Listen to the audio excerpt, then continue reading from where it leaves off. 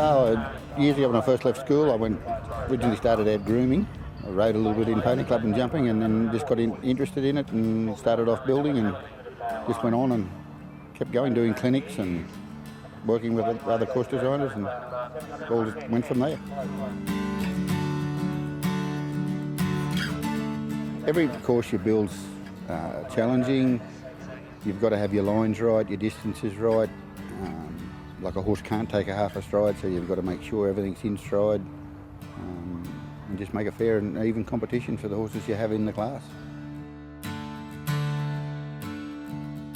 I was very happy with the class. We were down a little in numbers.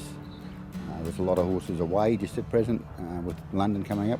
A lot of the top horses have gone to Europe to try and qualify for London. But there was a nice lot of young horses coming through today. The winner jumped really nice. And no, it was a good class. No, not really. It was a tough enough track for the horses we had, and they all coped with it very well, I thought.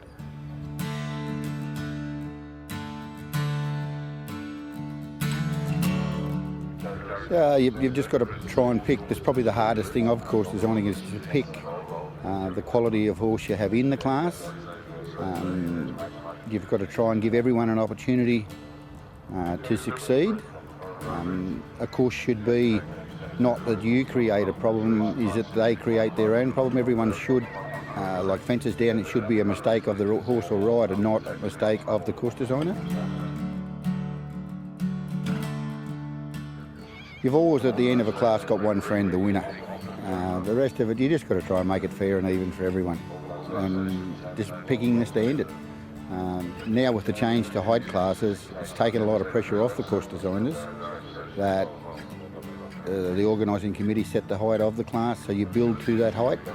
It's fair for the riders then. They know exactly if they're going to start in a metre 40 class, it's going to be a metre 40. It's sort of taken a lot of the guesswork out of how big you build it for the horses you've got.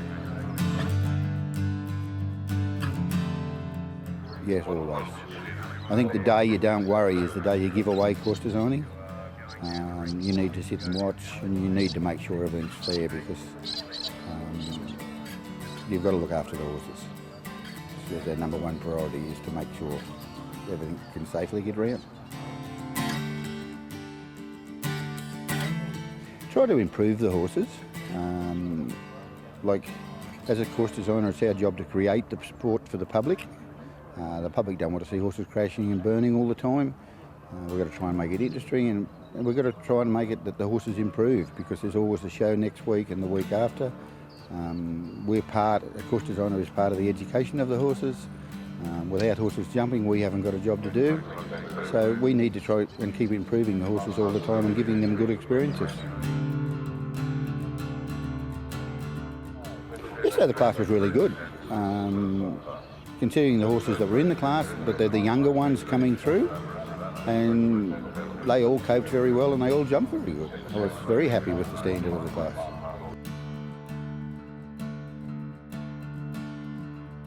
Yeah, I've been a selector for more years than I wish to sort of think of, but we're in the process now of going through the selection process for London.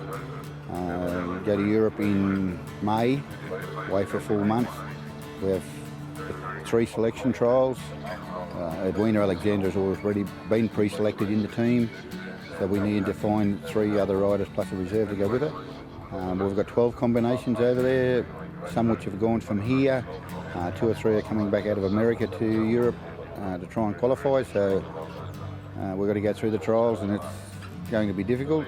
And unfortunately, we've lost 3 of our top horses have been sold to the Ukraine, so we've actually qualified 2 teams for the games, our own team, plus the ones that we've had sold.